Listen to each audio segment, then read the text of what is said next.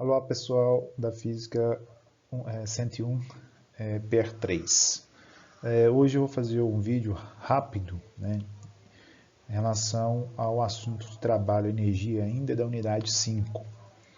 É um conteúdo que vocês deverão assistir ou já assistiram, referentes à nossa aula da quinta-feira, no dia 5 de agosto. Bom, é importante nós entendermos esse conteúdo, trabalho e energia, para tentar facilitar ou mesmo fazer alguns exercícios que nós não conseguimos resolver apenas com dinâmica ou com cinemática. Tá? E para entendermos esse conteúdo, nós temos que pensar o que seria trabalho e o que seria energia. É importante dizer que energia não é uma quantidade que nós conseguimos poupar, mas todos os corpos têm energia. Energia é uma quantidade que, a partir dela, os corpos podem realizar movimento, podem estar em certos locais. Tá? Então, energia é uma quantidade que nós não conseguimos poupar, mas é fundamental para a compreensão de boa parte da física. A energia, ela não pode ser nem criada e nem destruída. Ela pode ser simplesmente modificada ou transformada. Nós podemos alterar um sistema de energia, na qual eles têm uma energia, por exemplo, que a gente chama de energia cinética, e passar para uma energia potencial, ou vice-versa, mas nós não conseguimos destruir essa quantidade. Bom, vamos iniciar então com a definição de trabalho, e a partir disso nós vamos discutindo o que é energia e acrescentando os termos de energia. Novamente, eu vou fazer um rápido resumo, não vou detalhar muito sobre o assunto. Bom, trabalho ele é uma grandeza escalar. Né? Está relacionado à possibilidade de uma quantidade de energia ser transformada de um sistema para outro. Tá? O trabalho é sempre representado pela essa transferência de energia e está muitas das vezes associado ao movimento. Por exemplo, nós podemos ter uma superfície onde nós temos uma bolinha, né, um corpo, onde neste corpo atua-se uma força. Essa força, ela pode ser, né, ela pode atuar nesse corpo em um certo deslocamento de uma posição inicial até uma posição final. Então nós temos um deslocamento aqui que eu vou chamar de ΔS. Essa força F, ela provoca uma alteração do movimento. Por exemplo, se nós temos uma velocidade inicial igual a zero aqui, pode acontecer que nesse ponto aqui nós temos uma velocidade não mais nula. Tá? Então, se eu representasse esta força por deslocamento, por exemplo, eu tenho aqui deslocamento e força, eu posso perceber que essa força, se for constante, ela vai manter-se ao longo do tempo. Então, nesse caso aqui, eu tenho uma força atuando no corpo, que é uma força constante. Mas, por exemplo, eu posso ter uma força que não é constante. Se não for constante, por exemplo, ela pode ter um formato como este, onde esse formato ele vai para valores positivos, valores negativos. Essa força não constante também executa um trabalho. Claro que é um trabalho diferente da força constante. Esses dois tipos de forças, né, levam a uma transformação de energia, né, uma alteração da energia. Então, trabalho é uma fórmula, ou melhor, uma grandeza escalar que está relacionada aí a uma quantidade de energia transformada de um sistema A para um sistema B, por exemplo. O sistema A poderia ser um operário empurrando nessa caixa, o sistema B seria essa caixa. Essa caixa está recebendo energia do sistema A, do operário, que ele realiza nele uma força. Esta força, né, ela influencia na existência de trabalho, porque essa força, por exemplo, ela pode estar mesma direção, mesmo sentido do deslocamento, ou pode ter sentido oposto ao deslocamento, ou formar um ângulo em relação ao deslocamento. Para cada uma dessas possíveis sentidos para o deslocamento, né, orientações espaciais em relação ao deslocamento, nós teremos resultados diferentes de trabalho. Tá? Então, o trabalho pode ser influenciado de várias formas. É muito comum vocês escutarem, o trabalho de uma força, como tal aqui, por exemplo, ou W, depende muito da nomenclatura, corresponde a uma força vezes ΔS, produto escalar entre essas duas grandezas. Sim, isso é válido. Porém, isso é válido apenas em uma situação. Qual é a situação? Quando nós temos uma força constante. Quando tivermos uma força constante, ela obedece a essa equação. Tá? E esse produto escalar, ele vai fornecer para nós um produto que, no fundo, nós podemos tratar como módulos. O módulo da força F vezes o módulo do vetor deslocamento escalar vezes o cosseno, tá, entre os ângulos entre força e deslocamento, ou seja, esse ângulo aqui que eu estava falando com vocês. Tá? Então eu posso apresentar o trabalho dessa forma para uma força constante. E no caso de uma força não constante, como aqui nós temos representado nesse gráfico, em verde, o trabalho vai estar associado à área abaixo dessa curva. Então nós temos um trabalho abaixo dessa curva e também um trabalho abaixo dessa outra curva. Este trabalho, como ele é uma grandeza escalar, ele pode ter valores superiores a zero, iguais a zeros ou menores do que zero, tá? Que a gente pode ter a partir dessa equação. Valores de módulos da força e do deslocamento são todos positivos. Como quem vai nos fornecer o sinal desta grandeza escalar é o cosseno de alfa, que ele pode ser de menos 1 a 0. Então, este alfa aqui vai determinar qual é o sinal, né, se é positivo ou negativo dessa grandeza. E no caso de uma grandeza de um trabalho que a força não é constante, nós vamos obter através dessa área. Toda vez que o trabalho, né, está associado a uma força positiva, né, uma força positiva com um deslocamento positivo, nós temos nós temos um trabalho positivo. Toda vez que nós temos uma área abaixo da curva do eixo deslocamento, no caso uma força negativa, dado no sentido, claro, né, nós vamos ter um trabalho negativo. O trabalho total será a soma do trabalho da área 1 mais o trabalho da área 2. Então, essa aqui seria a área 1, essa daqui seria a área 2. Tá? Então, nós podemos obter o trabalho dessa forma. Tá? Então, o trabalho aí, ele pode ser sim obtido por essa equação, só que é um caso particular na qual a força se mantém constante. E vocês certamente já viram que existe o trabalho da força elástica, onde o trabalho da força elástica, a força elástica não é uma força constante, tá? Eu estou permutando aqui a nomenclatura de tal com W, tá, gente? Depende do vídeo, vocês viram como tal, depende do vídeo, vocês viram como W, não importa. Mas sim, o trabalho da força elástica, ele corresponde à constante elástica da mola, uma característica da mola, vezes o deslocamento da mola ao quadrado, dividido por 2. Tá? Então, nós vimos essa equação aqui para o trabalho de uma força elástica. Definindo, então, o trabalho, nós podemos iniciar as outras grandezas, né, aqui relacionadas, que é energia. O que seria energia? Energia, ela é uma quantidade, como eu falei para vocês, que está presente em todos os corpos, mas nós não conseguimos identificar o que é de fato. É importante apenas discutir que a energia, ela pode ser dividida em dois tipos extremamente importantes. Primeiro, que é a energia cinética, e o segundo, que é a energia potencial. Energia cinética é relacionada ao movimento. Então, se existe movimento, existe energia cinética. Se não existe movimento, não existe energia cinética.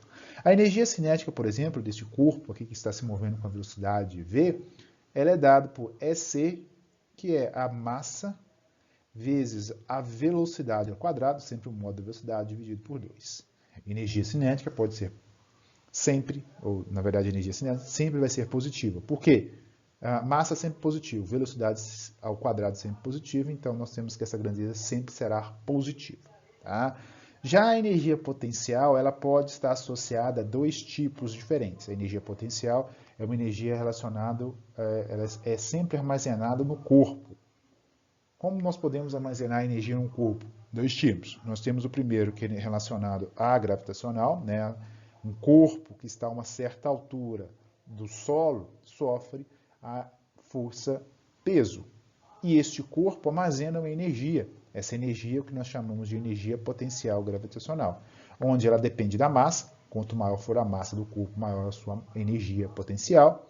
Depende também da altura que ele está em relação à Terra ou em relação à Lua e da aceleração da gravidade. Então, notem que a energia potencial ela é uma função direta da altura.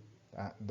E nós podemos utilizar como padrão que essa altura na Terra é igual a zero, ou seja, todo corpo que está sobre a Terra apresenta uma energia potencial gravitacional nula, encostado na Terra, por exemplo. Mas, claro, nós podemos mudar o nosso sistema de referência, onde este H tem valores diferentes. Já a energia potencial elástica seria outra opção de nós armazenarmos energia em um sistema. Nós temos uma mola, onde nós conseguimos provocar uma deformação nessa mola, ou comprimi-la ou alongá-la, e a energia potencial elástica, ela é dada por o quê? Ela é dada pela constante elástica, tem que estar relacionada à dureza dessa mola, claro, vezes o quadrado, a deformação ao quadrado, dividido por 2. Então, nós temos essa outra forma de aumentar aí ou armazenar energia em um corpo. Nós chamamos de energia mecânica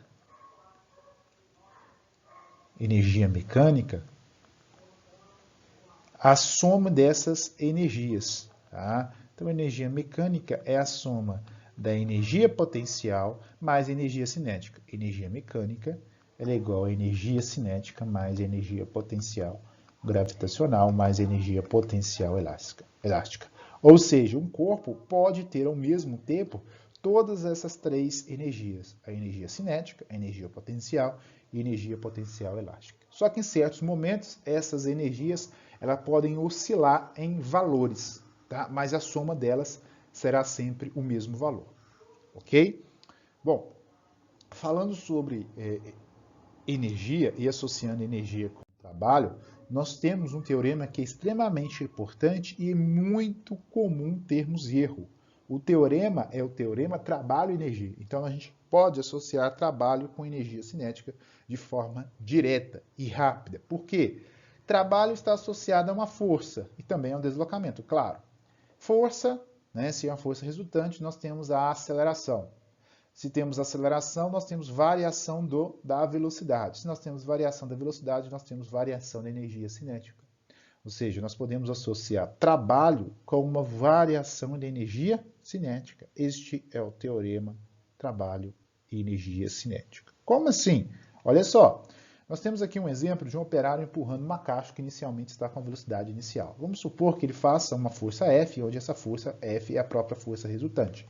Se ela for a força resultante, nós temos que massa vezes a aceleração que esse corpo obtém. Se existe uma aceleração, necessariamente haverá uma alteração da velocidade, ou seja, uma velocidade final, ela pode ser expressa como V final é igual a V inicial ao quadrado, mais 2A vezes o deslocamento. Essa equação é conhecida como equação de Torricelli. Tá? Equação de Torricelli.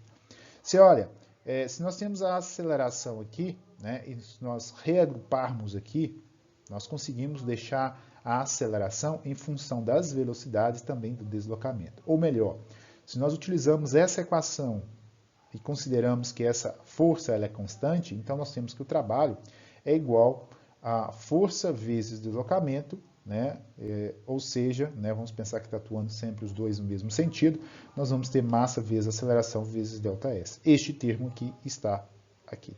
Então, se nós fazermos as devidas substituições, nós vamos perceber que o trabalho é igual a energia cinética final menos energia cinética inicial, que é a variação da energia cinética. Ou seja, se há uma existência de uma variação da energia cinética, necessariamente precisa ter trabalho. Tá?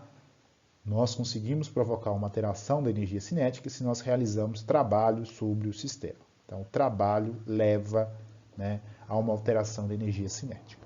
É muito comum nós vermos uma associação de trabalho com os demais tipos de energia, como exemplo, trabalho igual a variação de energia trabalho igual a menos variação de energia potencial gravitacional, ou trabalho igual a menos variação de energia potencial elástica. É comum nós observarmos essas equações e dizer que é o teorema trabalho-energia. Porém, essa associação está errada. Tá? Ela está errada. Por quê? Nós vamos perceber, durante os exercícios que vocês irão realizar, que o trabalho, nesse caso, ele precisa ser igual ao trabalho da força-peso. O trabalho da força-peso provoca aí uma variação de energia potencial gravitacional. Da mesma forma, o trabalho da força elástica leva a uma variação de energia potencial elástica. Tá? Essas grandezas, no caso, são chamadas de forças conservativas, tanto a força elástica quanto a força-peso. Que daqui a pouco eu vou falar com vocês o que é. E nesse caso, são trabalhos que independem do caminho. Então não vai levar, de fato, a uma grande variação. Ou seja, se eu tenho um sistema fechado, né, um sistema na qual eu saio de A e saio para B, por exemplo, alturas diferentes, eu vou perceber que o trabalho da força-peso para deslocar de A para B é igual, porém com sentido inverso, com sinal invertido, de B para A. Não importa o tipo de caminho que eu realizo, esses valores são iguais em módulo. Tá? Então, sair de A, um trabalho de A para B, e depois mais um trabalho de B até A, não importando do caminho, será igual a zero. Tá? Então, a gente não relaciona isso aí com o teorema trabalho-energia. O que eu estou falando de forma rápida aqui é que o seguinte, tá? Nós temos sistemas que são chamados sistemas conservativos. Sistemas conservativos estão associados à energia mecânica que nós definimos aí como a soma das energias.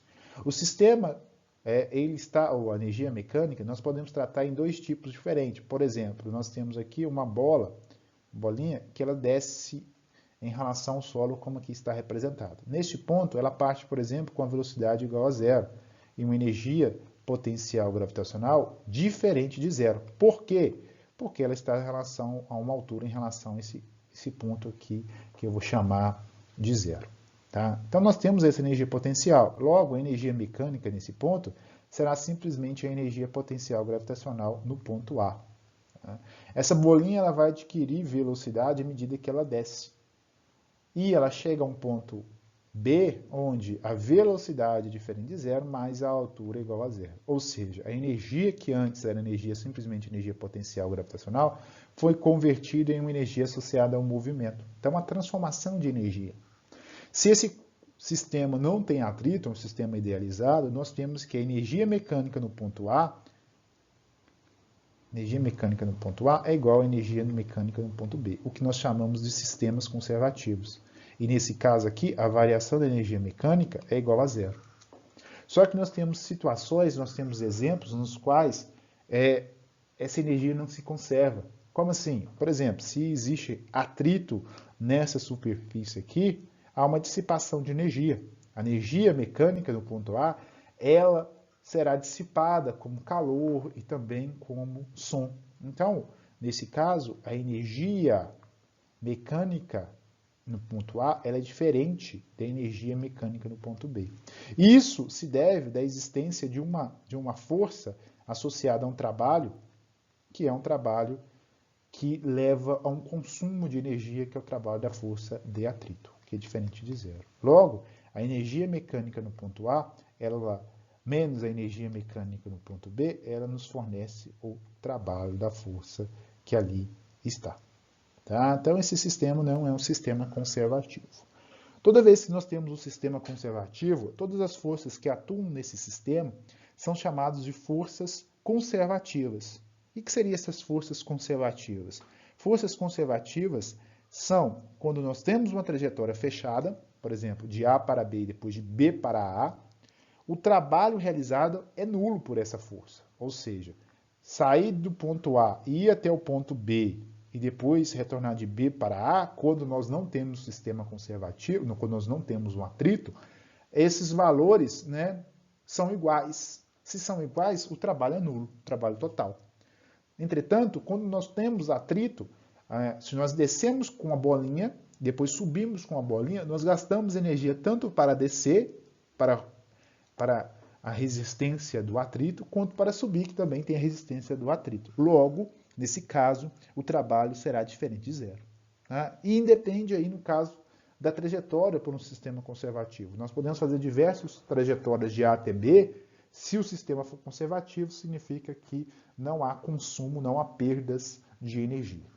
Tá? Pessoal, então era isso que eu gostaria de falar com vocês sobre este tema. Nós voltamos aí na aula de terça-feira discutindo alguns exemplos. Tchau, tchau.